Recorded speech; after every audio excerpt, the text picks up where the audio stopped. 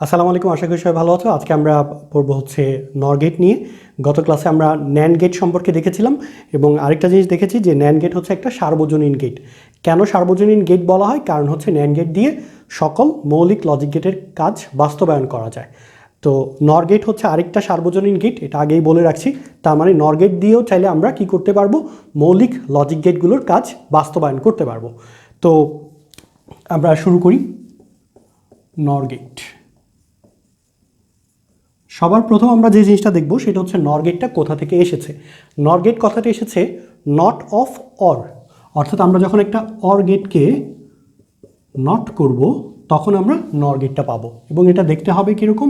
প্রথমে আমরা একটা অর গেট নিব এবং এই অর গেটের সামনে একটা ইনভার্টার চিহ্ন দিয়ে দিব, একদম ন্যান্ড গেটের মতো। ন্যান্ডে আমরা কি করেছিলাম?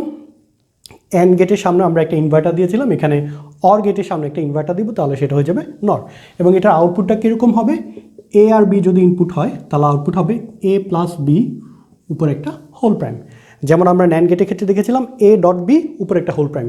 শুধুমাত্র নতুন যে জিনিসটা হচ্ছে উপর একটা হোল প্রাইম আসছে। অর্থাৎ আমরা যদি এটাকে এভাবে চিন্তা করি যে এ আর বি হচ্ছে দুইটা ইনপুট, তাহলে আমরা একটাকে বলবো ফার্স্ট ইনপুট, আরেকটাকে বলবো সেকেন্ড ইনপুট। তাহলে এটা হচ্ছে ফার্স্ট ইনপুট, এটা হচ্ছে সেকেন্ড ইনপুট, তাহলে তাদের আউটপুট হবে first input plus second input whole prime. Okay, so এটা হচ্ছে আমার নর গেট। এখন আমরা যেটা দেখব নর গেটের সত্যক সারণীটা কীরকম হবে দেখতে। আমরা গত ক্লাসে ন্যান্ড গেটের সত্যক সারণী দেখেছি এবং একটা জিনিস বলেছিলাম যে তোমাদের এখান থেকে অবজেক্টিভ আসতে পারে। যেমন তোমাদেরকে সত্যক সারণীটা দিয়ে দিতে পারে, দিয়ে বলতে পারে এটা কোন লজিক গেটের সত্যক সারণী। ঠিক আছে, যে নিচের কোনটি ন্যান্ড গেটের বা নর গেটের সত্যক সারণী এরকম থাকবে, অথবা সত্যক সারণী দিয়ে বলবে যে তোমার এই সত্যক সারণীটি কোন লজিক গেটের। সো আমরা এটা বের করি, এ বি, তারপর আসবে এ প্লাস বি, আর এটা হবে A plus B whole prime. So A আর বি এর জন্য আমরা চারটা কম্বিনেশন পাবো, 0 0 0 1 1 0 1 1। এই কম্বিনেশনটা তোমরা আশা করি বাই দিস টাইম একদম মেমোরাইজ করে ফেলেছো। এবং একদম শুরুর দিকে আমি সংখ্যা পদ্ধতির ক্লাসের মধ্যে এই কম্বিনেশনগুলো কেন হয়, কীভাবে হয় সেটা আলোচনা করেছিলাম। তোমরা চাইলে সেই ভিডিওগুলো আবার দেখে আসবে কার যদি এটা মনে না থাকে। সো অরের যে লজিকটা ছিল সেটা হচ্ছে 0 1 1 1, অর্থাৎ যে কোনো একটা 1 থাকলে 1 হয়। আর এটাকে যখন ইনভার্ট করব তখন বিপরীত হয়ে যাবে, এটা হবে 1, তারপর বাকি সব হয়ে যাবে 0। সো এটাই হচ্ছে আমার নর গেটের সত্যক সারণী। আচ্ছা, আরেকটা ব্যাপার একটু বলে রাখি যে এই জায়গায় যেটা করবে যখন অবজেক্টিভটা দিবে, এটা কিন্তু এ প্লাস বি হোল প্রাইম লিখবে না, কারণ এ প্লাস বি হোল প্রাইম দেখলে তুমি খুব সহজেই বলতে পারবে এটা নর গেটের সত্যক সারণী। সো এই জায়গাটা ফাঁকা রাখবে, এখানে হয়তো পি অথবা কিউ দিয়ে দিবে, মানে এই জায়গাটা মুছে আমি দেখাই। যেটা হবে তোমার এক্স্যাক্টলি এরকম করে লিখে দিবে না, তাহলে তো তুমি দেখেই বুঝতে পারবে এটা সত্যক সারণী হচ্ছে নর গেটের। যেটা করবে এখানে এ দিবে, বি দিবে 0 0 0 1 1 0 1 1, আর এই আউটপুটটা দিবে 1 0 0 0। এখানে ধরো দিল কিউ। ঠিক আছে, সো এটা দেখে তোমাকে বলতে হবে যে এটা কোন লজিক গেটের সত্যক সারণী। এটা বের করার একটা ট্রিক আমরা শিখবো। হ্যাঁ, এই টপিকটা শেষ হওয়ার পরে যখন হচ্ছে আমরা ডিজিটাল ডিভাইস সেকশনটাতে চলে যাব, বিভিন্ন সার্কিট তৈরি করব, তখন হচ্ছে এই জিনিসটা দেখব। সো এই গেল মোটামুটি ধারণা নর গেট সম্পর্কে। এখন আমরা নেক্সট যে জিনিসটা করব যে নর গেট থেকে কীভাবে অন্যান্য লজিক গেটগুলো বাস্তবায়ন করা যায় সেই জিনিসটা সম্পর্কে একটু আলোচনা করব। আমি এটা এখন মুছে ফেলি।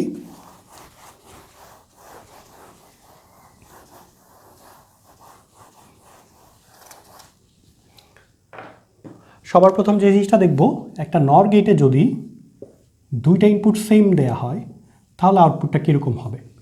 সাপোজ এই ইনপুটটা হচ্ছে এ, এই ইনপুটটাও হচ্ছে এ, তাহলে নর গেটের যে লজিক সেটা হচ্ছে দুইটা ইনপুটের মধ্যে ফার্স্টে প্লাস হবে, তারপর একটা হোল প্রাইম, তাহলে এটা হবে A plus A whole prime. এখন আমরা জানি এ প্লাস এ সমান সমান এ, তাহলে এটা হচ্ছে এ হোল প্রাইম। অর্থাৎ দুইটা ইনপুট যখন এ, এই জিনিসটাকে আমরা আউটপুট পাবো এ প্রাইম হিসাবে। সো এটাকে আমি এভাবে না লিখে যেটা করব, এই সেম জায়গা থেকে সিগন্যালটা দিব। ওকে, সো তোমরা আঁকার সময় এটা আঁকবে না, এই যে এই জিনিসটা আঁকবে। তাহলে এটা যদি এ হয় আউটপুট আসবে এ প্রাইম, অর্থাৎ ইনভার্ট হবে। আর এটা যদি এ প্রাইম থাকে আউটপুট আসবে এ। এখানে যাই থাকুক তার উপর একটা প্রাইম আসবে। এটা হচ্ছে সামারি। সো এই টপিকটা হচ্ছে নর গেট ব্যবহার করে নট গেট। ঠিক আছে, আমি কথাটা লিখে দিই, এটা হচ্ছে নর গেট ব্যবহার করে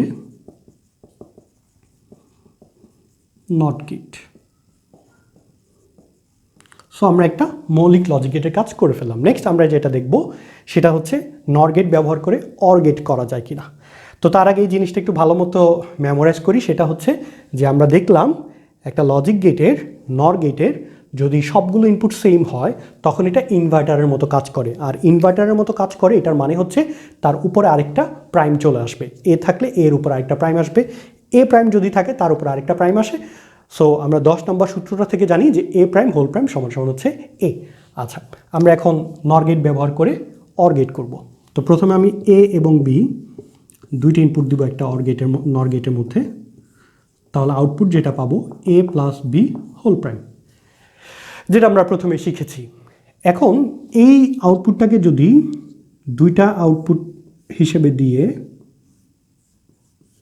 মানে দুইটা ইনপুটেই দিলাম সেম জিনিস, তাহলে একটু আগে যেটা শিখেছি একটা নর গেটের দুইটা ইনপুট যদি সেম হয় তখন কি হয়, সেটা একটা ইনভার্টার হিসেবে কাজ করে বা নট গেট হিসেবে কাজ করে।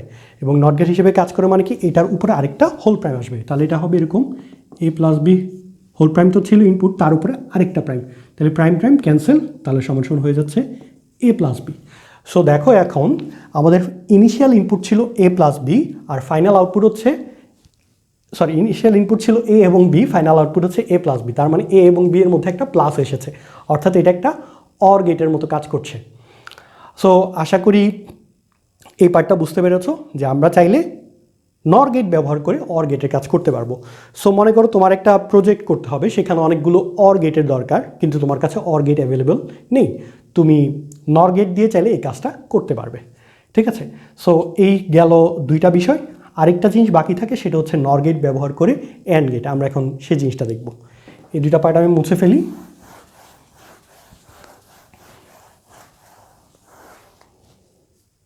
এখন দেখো আমি প্রথমে একটা ইনপুট নিব এ, দুইটা পোর্টেই সেম মানটা দিব।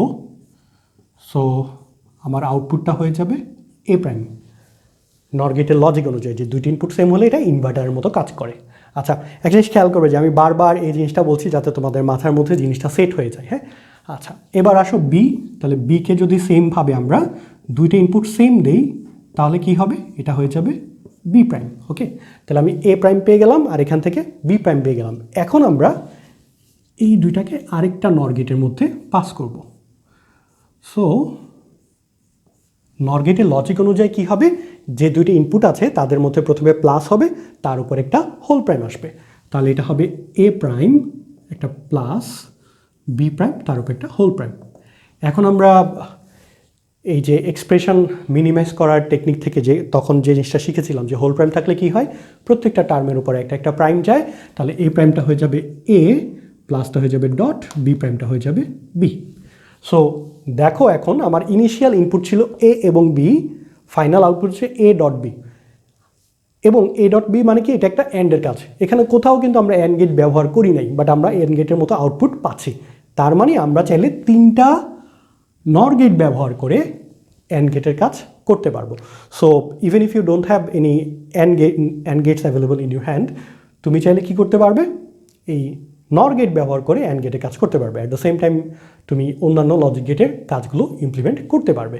এই জন্য নর গেটকেও একটা সার্বজনীন গেট বলা হয়। প্রশ্ন যখন থাকবে তখন তুমি উত্তরটা এইভাবে দিবে যে নর গেটের মাধ্যমে আমরা চাইলে সকল মৌলিক লজিক গেটের কাজ বাস্তবায়ন করতে পারি, এই জন্য নর গেটকে সার্বজনীন লজিক গেট বলা হয়।